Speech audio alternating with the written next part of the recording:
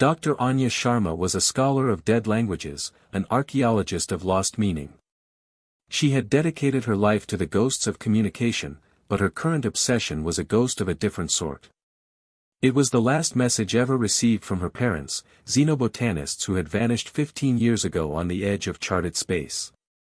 She played it now, for the 1000th time, in the profound silence of her habitat on the dead world of Xylos. That was it. That was all that was left of them. Their final words had led Anya here, to Xylos, a world that had died 1 billion years ago. Her official mission, funded by a meager university grant, was to study the planet's unique petrified flora. Her real mission was to finish their work, to understand the warning that had cost them their lives. Xylos was a silent, breathtakingly beautiful graveyard. Under the dim, perpetual twilight of a distant red sun, a forest of crystalline structures jutted from the gray, sterile dust. They were the fossilized remains of a silicon-based plant life that had flourished when the universe was young.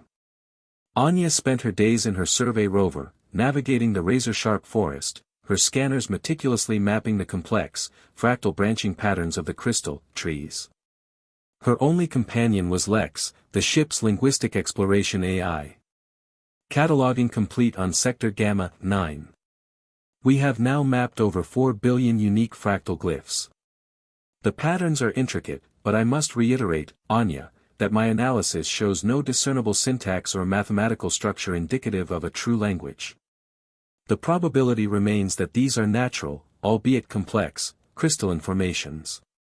Probability isn't proof, Lex. My parents saw something here. I feel it. There's a grammar to this place, I just haven't found the key yet. For 6 months, she had worked, fueled by a grief she had never fully processed and a scientific curiosity she could not ignore. She was close to a breakthrough, she could feel it. She had isolated one specific, foundational glyph, a pattern that recurred in almost every tree in the grove she had designated her primary study site. It was a pattern she had found sketched in the margins of her mother's final, corrupted notes. She called it glyph alpha. Back in her habitat, she displayed the glyph on her main holographic screen. It was a beautiful, impossibly complex, rotating crystalline structure. Anya, okay, Lex. Let's try something different. We can't decipher it mathematically. Let's get creative. My mother was a botanist, but my father was a musician. He believed all languages had a sonic component, a soul you could hear. Lex, Anya, that is a romantic, but unscientific, notion. Anya, humor me. Convert the glyph's core mathematical structure into a sonic pattern. A keynote. Let's see what the soul of this language sounds like. Lex, after a pause, acknowledged. The request is unconventional, but the computation is possible. Converting fractal data to audio. Playing sonic representation of glyph alpha now. The sound was beautiful, a note that seemed to vibrate in the very atoms of the room. As it faded, another sound began. A gurgling, and then a rush of liquid. An anomaly. All habitat systems are nominal. Except, the atmospheric water reclaimer. Its primary reservoir tank is overflowing with pure, desalinated H2O. The amount of water generated in the last 5 seconds exceeds the system's maximum daily capacity by 300%. Anya stared at the water pouring onto the habitat floor. It was impossible. She ran a diagnostic. No malfunctions. She looked from the overflowing machine to the silent glyph on her screen. Her heart began to hammer in her chest. The sound. The water. Could it be? Her hands trembling, she frantically searched her data for the simplest, most isolated glyph she had catalogued. A small, sharp, crystalline shard pattern she had named glyph beta. The moment the sound played, a small, gray pebble, about the size of her thumb, materialized out of thin air and clattered onto her console desk. Anya stifled a scream. She reached out a trembling hand and touched it. It was real. It was solid. It was warm. It was a rock. She collapsed into her chair, a wave of vertigo and terror washing over her. Her parents hadn't been studying a language that described the world. They had found one that wrote it. The fossilized words were not memories of a lost civilization. They were the source code of reality itself. She spent the next 2 days in a state of feverish, terrified excitement. She conducted a series of careful, controlled experiments. She learned that, speaking, the words with her own voice did nothing. The command had to be a pure, sonic tone generated from the original mathematical data. She learned the word for light, a command that filled her lab with the gentle glow of a summer afternoon. She learned the word for wind, a soft breeze that was the first she had felt in 6 months. The power she held was absolute, godlike. And it terrified her. This was the discovery her parents had made. This was the language that hears. And it had killed them. She knew, with a certainty that chilled her to the bone, that she had to understand more. She had created inanimate matter. But what else was this language capable of? She scanned her database, looking for a glyph that was different from the others, less geometric, more organic, a flowing, spiraling pattern she had found only once, inside a strange, seed-like crystal. She hypothesized its meaning based on her mother's fragmented notes. Life. Growth. With extreme caution, she prepared a sterile, sealed petri dish containing nothing but the gray, lifeless dust from the planet's surface. She positioned every sensor she had to monitor it. Anya stared at the petri dish. For a long moment, nothing happened. Then, a single grain of dust shimmered. From it, a tiny, vibrant green sprout, utterly alien in its design, pushed its way out of the sterile soil. It grew, unfurling 2 small, perfect leaves, glowing with a faint, internal, living light. She had not just created matter. She had created life. She stared at the impossible, beautiful, terrifying green shoot, a living thing in her sterile, dead world. The power to create, to command, to give life. It was a power no human was ever meant to hold. And she was utterly, completely alone with it, on a dead world at the edge of the universe. Dr. Anya Sharma sat in the silent, sterile confines of her habitat, staring at the impossible. In the center of her workbench, under the focused beam of a diagnostic light, the small, alien sprout pulsed with a gentle, living energy. It had grown another 2 inches in the past hour. Its leaves, a shade of green her eyes had never seen before, seemed to drink the light. She had done more than rediscover a lost language, she had usurped the role of a god. The power terrified her. The pebble on her desk was a curiosity. The overflowing water was an anomaly. But this was life. A life she had created with nothing but sterile dust and the vibration of a single, fossilized word. The weight of her discovery was crushing. What would happen if this power was known? The corporations, the governments, they wouldn't see a miracle of science, they would see the ultimate weapon, the ultimate resource, the end of all economic and social order. A world where matter could be created from sound was a world where power would be absolute for whoever controlled the dictionary. Her parents' final, frantic warning now made perfect, chilling sense. Don't say it hears. It wasn't the language that heard. It was everyone else. But she couldn't remain silent. She had to tell someone. There was only one person in the universe she trusted with a secret of this magnitude, her old mentor at the university, Dr. Ilara Vance, a woman whose wisdom was matched only by her deep distrust of corporate power. Anya spent the next 12 hours painstakingly crafting a message.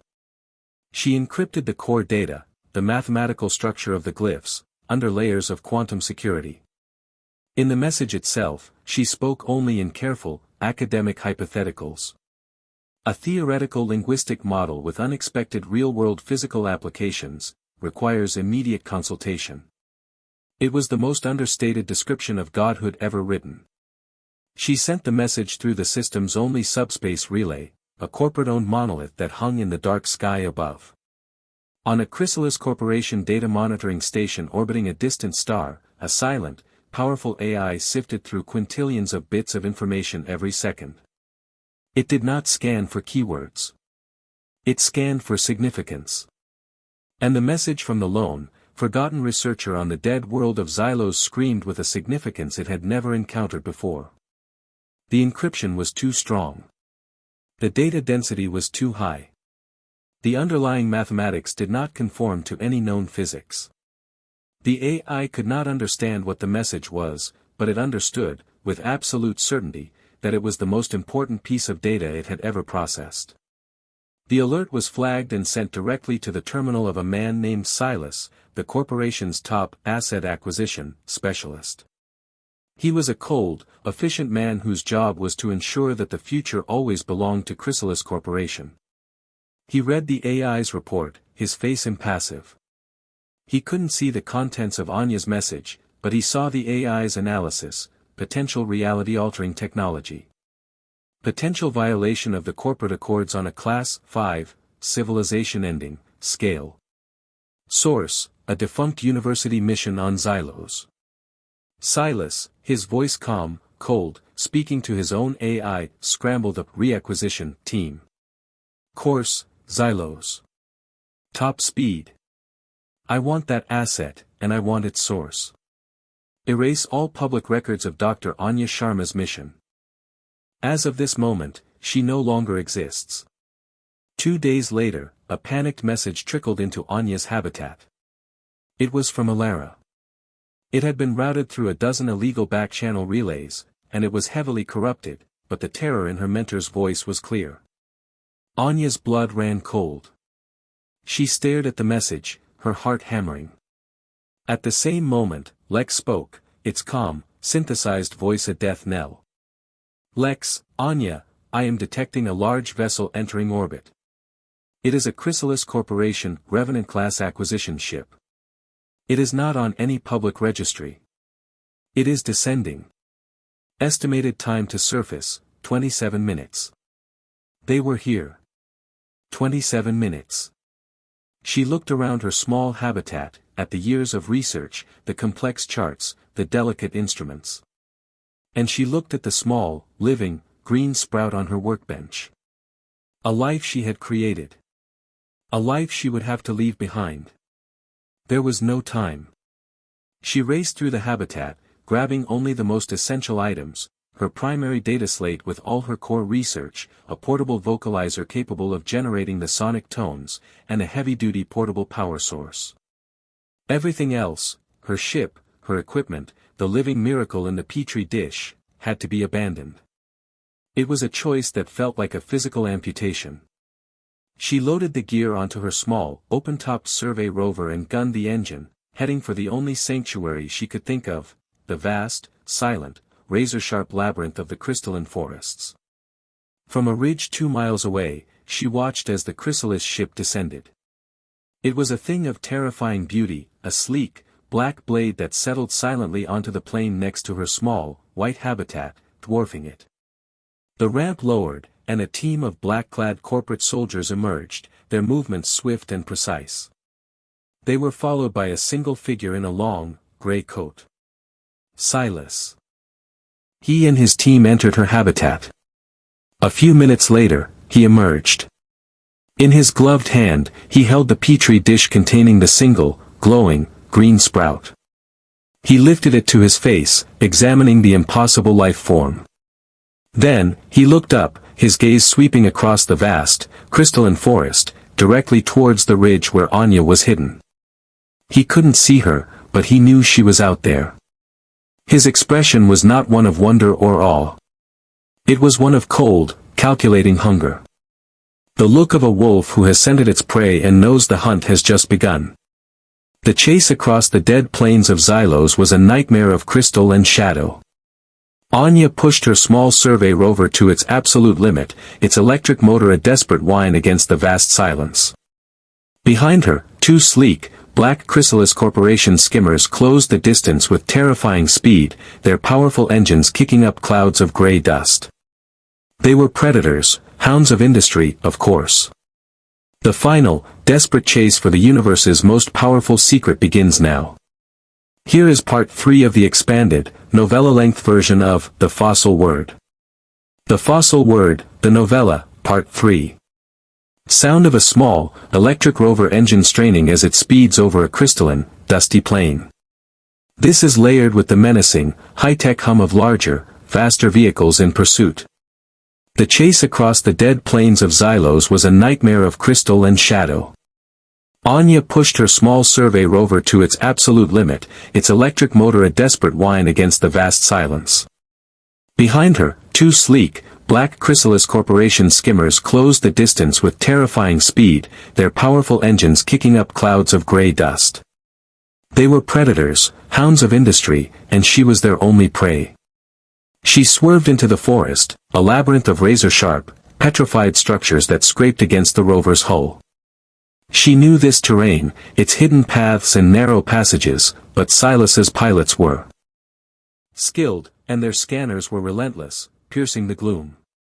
Dr. Sharma. Your resistance is futile. There is no escape from this planet. You are delaying the inevitable and damaging valuable corporate assets. A plasma bolt erupted from the lead skimmer, vaporizing a crystal tree just ahead of her, showering her rover in superheated dust. It wasn't a killing shot, it was a warning. A show of force. Anya knew she couldn't outrun them forever. But she was not unarmed. She had a dictionary. She swerved the rover into a narrow canyon, bringing up her datapad. Her hands flew across the interface, queuing up a command for the portable vocalizer unit beside her. In the canyon behind her, the ground erupted. A thick, 30-foot wall of solid, dark rock burst from the dusty plain, a new mountain born in an instant. The lead skimmer, unable to stop in time, slammed into it with a sickening crunch of metal and a fiery explosion. Xylos, piloting the second skimmer, banked hard, avoiding the fate of his comrades. His face, seen on her rear-view monitor, was a mask of cold fury and a new, deeper avarice.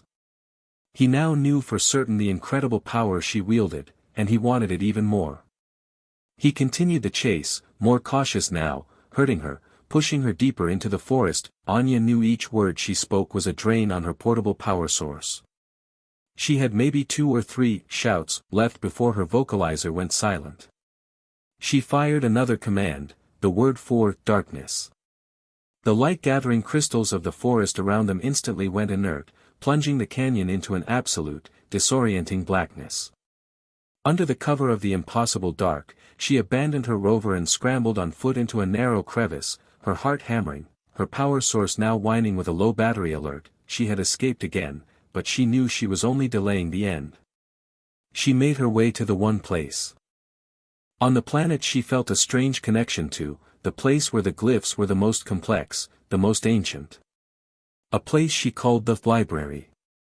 The library was a vast, cavernous grove, protected from the elements by an overhang of crystal. Here, the petrified trees were colossal, their fractal branches interlocking to form a cathedral ceiling of silent, sleeping language. This was the heart of the mystery, the source of the code. It was here she would make her last stand. It did not take Xylos long to find her. He and his remaining soldiers entered the grove, their helmet lights cutting through the gloom, pinning her against the grove's largest, central crystal. She was trapped, her vocalizer's power cell now glowing a deep, critical red. It is over, Doctor. A valiant effort. But the power you have discovered is a galactic-level resource. It cannot be left in the hands of a single, sentimental academic. It belongs to those with the vision and the strength to wield it for the betterment of humanity. It belongs to the Xylos Corporation. Anya, you would become tyrants. Gods of matter and energy. The universe would be your factory. Xylos, and we would end hunger. We would end poverty. We would build worlds from dust. A small price to pay for absolute control. He took a step closer, holding out his hand. Give me the data and the vocalizer. Help us, and you will be rewarded beyond your wildest dreams. But her linguist's intuition, her deep, bone-felt understanding of the language's structure, told her what it was. It wasn't a word of creation. It was the system root. It was the final command. The word for unmaking. The word for silence.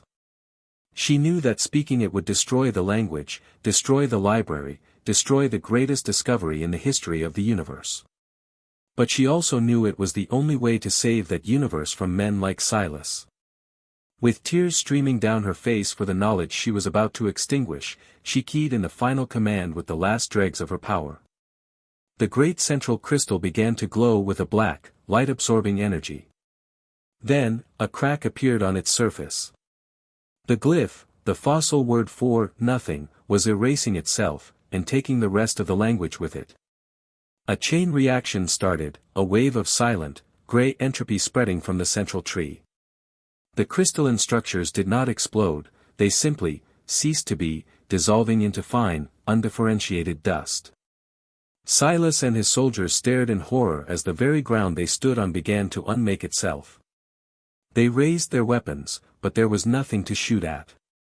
They were not being killed, they were being deleted. They dissolved into dust along with the forest, their greed and ambition erased by the very power they sought to control. Anya ran. She scrambled out of the grove, the silent wave of entropy at her heels, a tide of nothingness that consumed the beautiful, impossible forest behind her. She reached her rover and sped away, not daring to look back. From the cockpit of her small ship in orbit, she watched the final act. A slow, silent, gray wave spread across the entire crystalline forest network of Xylos, until the glittering, alien landscape was nothing but a smooth, featureless plain of dust. The fossil word was gone. The library was empty. The language was dead once more, and this time, it was forever. She had saved the universe from. For 5 years, Dr. Anya Sharma had been a ghost. She and her small science vessel, the Stellifer, drifted through the forgotten, untrafficked lanes of the galaxy, a tiny speck of anonymity in a sea of stars. She lived a life of constant motion and deep paranoia, haunted by the secret she carried. The secret was the silence she had created on Xylos, the day she had unspoken a language and erased a miracle to save the universe from itself. But she had not left Xylos entirely alone. In a specially designed, lead-lined, and bio-sealed containment bay at the heart of her ship, was the only other survivor of that day. The Sprout. The single, impossible, living thing she had created from dust with a word. In 5 years, it had grown into a small, strange, crystalline tree, about a meter tall. Its fractal branches, a perfect echo of the forest she had destroyed, glowed with a soft, internal light. She called it Echo. It was her companion, her secret, and her terror. Because Echo was not just a plant. It was a living library.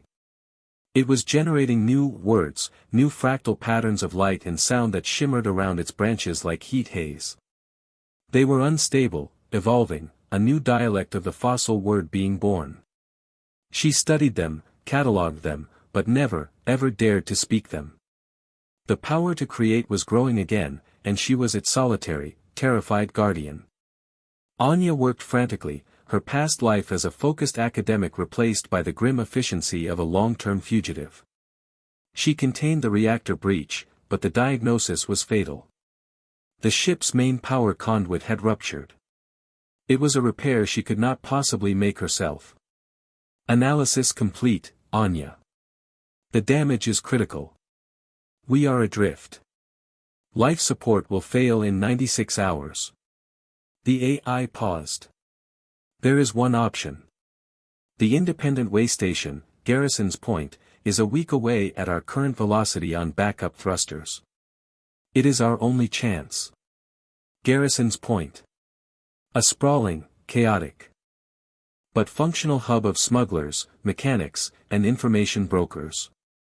It was the last place Anya wanted to go. A station that busy was full of sensors, full of eyes.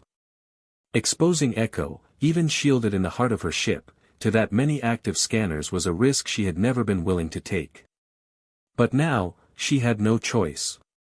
The Stellifer limped into a repair dock at Garrison's Point, a small, scarred science vessel amidst giant, ugly freighters. Anya hired a gruff but skilled ship mechanic, a woman named Corbin, paying her with salvaged platinum components from her own engine to avoid a traceable credit transaction. The repairs would take at least 3 days. 3 days of being stationary. 3 days of being exposed. Anya tried to keep a low profile, holing up in a dingy cantina in the station's lower levels. But she knew her ship, even powered down, was not silent. Not in the way that mattered. The living language in its heart was a constant, low-level source of ontological friction, a whisper of reality-warping energy that was undetectable to standard ship sensors, but perhaps not to everyone. Miles away, in a secret, orbiting archive known only as the Athenaeum, a man in the simple grey robes of a scholar looked at a shimmering holographic display. He was Archivist Thorne, a high-ranking member of a secretive academic and scientific body known only as the Curators. Their sole purpose was to find, contain, and preserve knowledge and technologies they deemed too dangerous for general circulation. They were the universe's benevolent, obsessive, and utterly ruthless librarians. Archivist. An alert from one of our deep-range ontological sensors at Garrison's Point. A minor but persistent ripple in spacetime causality. The signature is unique. It is not a weapon, nor a standard temporal anomaly. It feels linguistic. Linguistic. Interesting.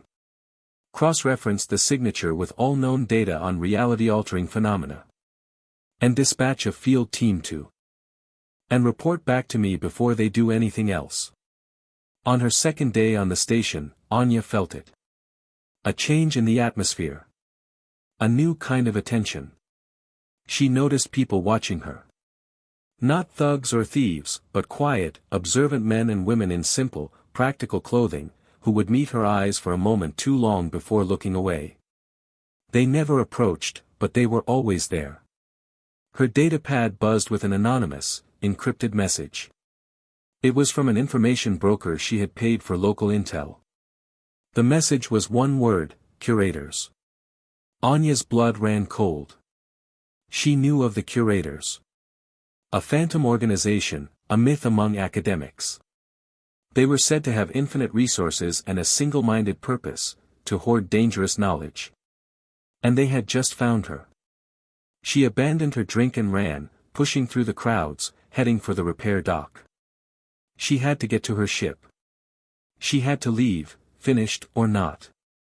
She rounded the final corner and skidded to a halt. Her ship, the Stellifer, was still in its repair cradle. And standing calmly at the bottom of its boarding ramp was a serene, gray-haired man in the simple robes of a scholar. It was Archivist Thorne. He was flanked by the same quiet, observant people she had seen in the cantina.